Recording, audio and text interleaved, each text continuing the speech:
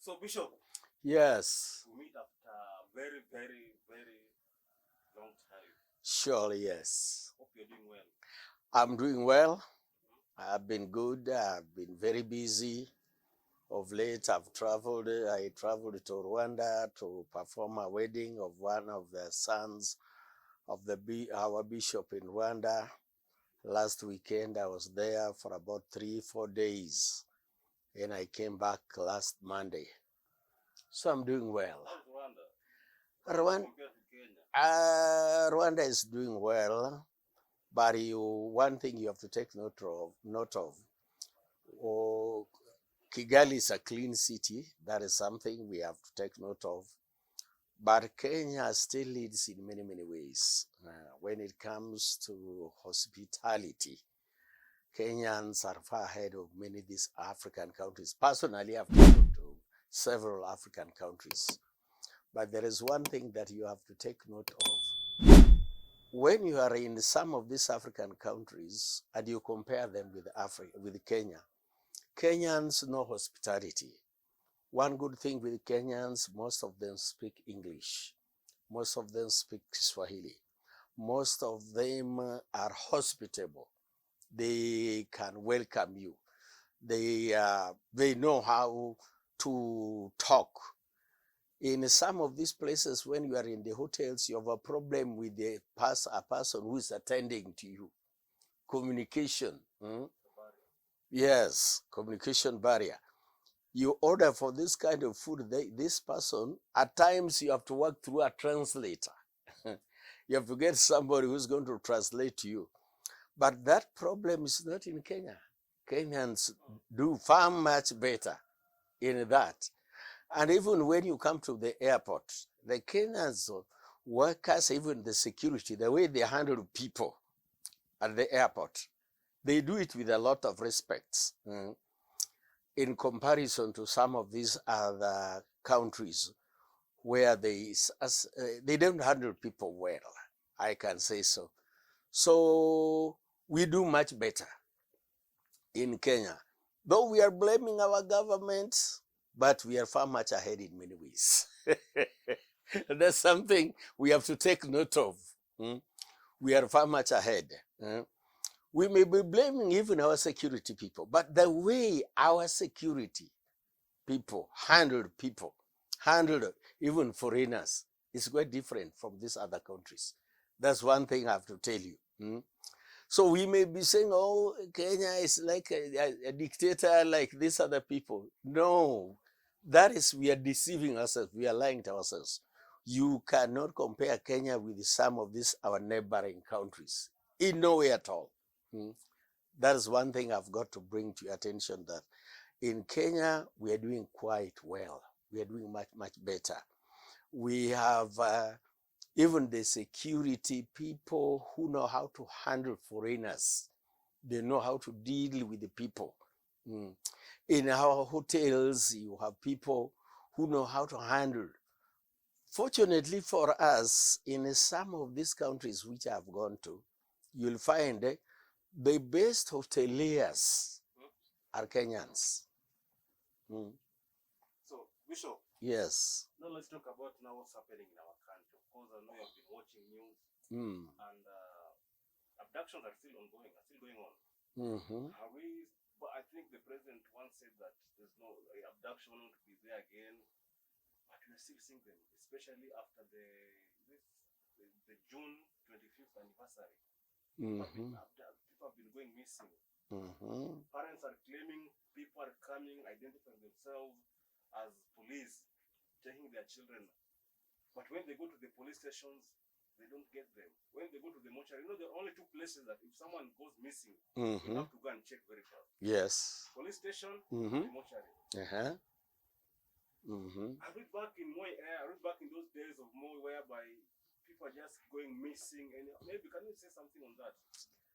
Well, I would say, when I recall what the president said about abductions, he said it will not be there. And I can also recall one of the statements from our president when he was aspiring to be the president in 2022, could be in June, either June or July in 2022, when he was a presidential candidate. One of the things he promised people was that there is not going to be abductions. Issues like Yala are not going to be there. And there was also another statement when the late former prime minister also challenged him about the abductions and disappearances of people when he was in Homa Bay. He said that it will not be there. We are going to stop it. So I'm wondering what is happening. So I see three scenarios coming up here. The first scenario, it could be the government is using this to intimidate, to scare, to instill fear among those who want to, who are opposing the government. That's the first scenario I'm seeing. The second scenario that I'm seeing, it could be individuals working or colluding, maybe, we are not sure. This is where we need a thorough investigation into the matter.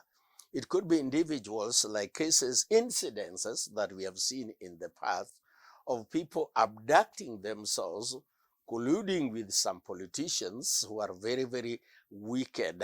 At times when they are looking for political mileage, they can do this. There is a possibility of doing that. That's the second scenario. The third scenario that I'm seeing, there may be individuals within the government, but they are enemies of the government. They are undermining the government. They are fighting the government. And these ones, we can recall about some information that Gachagua always has, which are very sensitive. Where does he get this information? He gets them from the intelligence within the government. They are either working with the NIOS, working with intelligence, working with the police force. So within the government, they are enemies of the government. There is an old word saying that goes like this: the enemy within is more dangerous than the enemy without. So it could be the enemy within the government that is doing this. Though I came up with three scenarios, but I see another fourth scenario, which is people within who surround the president doing this in their zeal and passion to stand with the president. In the name of, by doing this, the president will stand with them. You will see that these people are doing a good thing. But what they're doing, they're giving the government a very, very bad public image. Incidences of this magnitude, we saw them in the government of Moi. We had people who were killed. People would blame Moi. People would blame the government. But it was not Moi. It was just people around Moi who were doing this. So this is why I think there may be some people within the government who are working together with the president without the knowledge of the president, and they're doing this for their zeal and their passion to stand with the president. But what they are doing is giving the government a very bad public image. Personally, I feel there is nothing the government is going to gain. Though one may say it is to instill fear when they are torturing people, when they are killing people, when there are disappearances, always the truth will come up. The truth will always come up. It will be unveiled in the near future. Times and seasons will speak, and everybody is going to know the truth.